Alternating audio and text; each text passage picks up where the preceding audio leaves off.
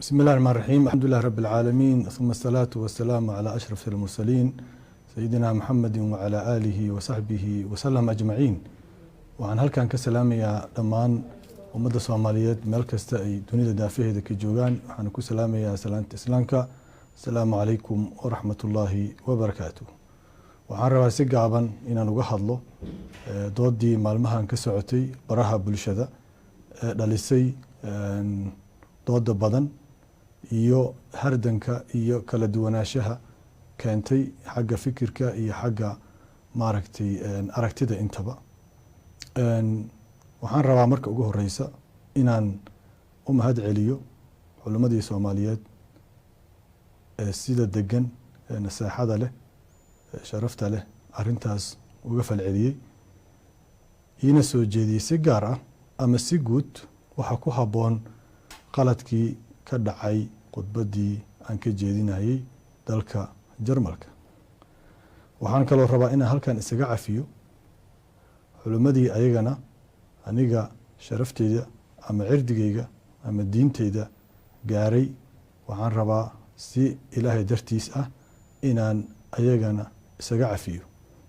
waxaan kaloo rabaa inaan mahad celiyo dhammaan dadka Soomaaliyeed ee ka dhiidhiyay oo u arkay dulmi aniga la ii geysanayo ama la igu beegsanayo ama mid la soo abaabulay oo aniga igu aadan oo aanan ku aadanayn khaladkii ku jiray khudbadeyda ee ka baxsan ee arintaas ka falceliyay. ayagana aad iyo aad ayaan ugu mahad celinayaa. sidaan hore u sheegay waxaa magafa ah ilaahay subxaanahu wa tacaala asaga keliya ayaana ah qofka aanan gafin. كل ابن آدم نبي وحيد عليه الصلاة والسلام خطأ وخير خطاؤون التوابون.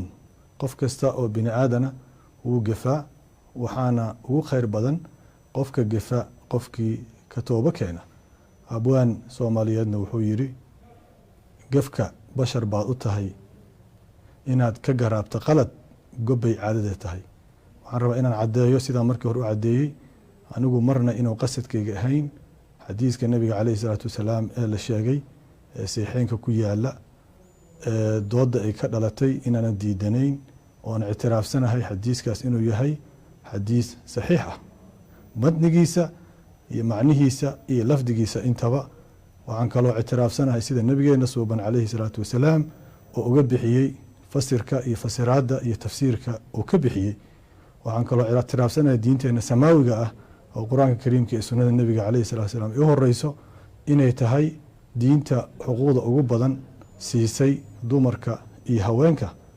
waxaan sidiidanahay oo sidaas daraadeed wax allaale iyo wixii khalad ah ee khudbadaas ku jiray waxaan ilaahay subxaanahu wa tacaala weydiisanayaa inuu arintaas iga cafiyo asagaanan uga tooba keenaya.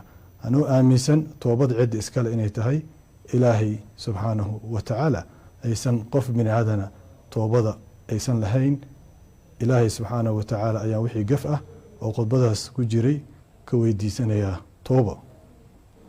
waxaanse markasta diidanahay oona u taagnaa doona hadduu ilaah yidhaahdo in ayadoo diinteenna ay tahay sunnadeena nabiga caleyhi salatu wasalaam iyo kitaabka qur-aanka ay yihiin waxaa ugu badan ee dumarka siiyey xuquuqda in uu jiro dhaqan guracan oo bulshadeena ku dhex jira fasiraad qaldan oo diinta laga sameeyey oo lagu dulminayo xuquuqda dumarka.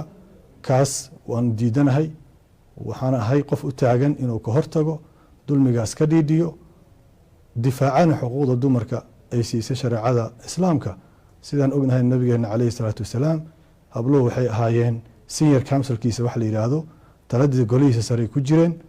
islaamka ayagaa ugu horreeyey nabiga wax rumeeyey ayagaa qofkii ugu horreeyey u dhintay diintan ayagay ahaayeen. ayaga kaalin aysan ka qaadan diintan ma jirto. quraankeena kariimkana san hore u sheegay wuu amaanay haween soo jeediyay adduunkan tala soo qabtay wuu amaanay. sidaas daraadeed waan u taaganahay inaan difaaco cidaan uga cabsanayo ama u gambanayana ma jirto. xuquuqda iyo kaalinta siyaasadeed iyo kaalinta bulsho oo quraankeena kariimka ah siiyey haweenkeena.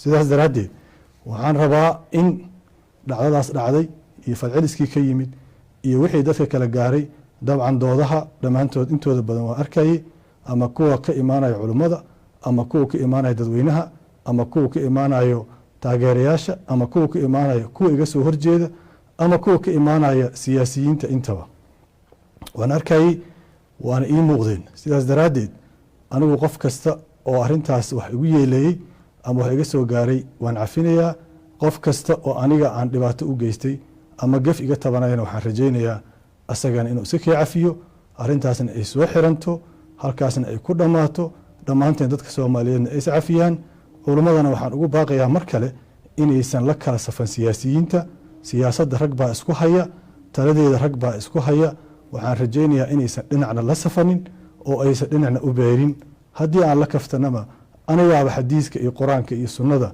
ku dhaamo kuwa hadda talada hayee haddayba cid u janjaarsanayaanba waxayd anigana iisoo janjaarsadaan laakiin aniga waxaan rabaa inay culummadu noqdaan kuwa u dhexeeya dadka oo aanan garab la safnayn kuwa u hiiliya cadaaladda oo xaakimka hadduu qaldan yahay iyo midka mucaaradku ahba qaldan yahay wada qabta laakiin aanan indhaha ka laabanin dulmiga xaakimka oo keliya aanan ku tiigtiigsanin qaladka ay ka arkaan qofka asaga ka soo horjeeda waxaan rajaynayaa ummadda soomaaliyeed meel kasta ay joogto inay is cafiyaan waxaan ugu baaqayaa arrintaasna inaan iska xirno jabtarkaasna uu soo gabagaboobo wassalaamu calaykum waraxmatullaahi wabarakaatuh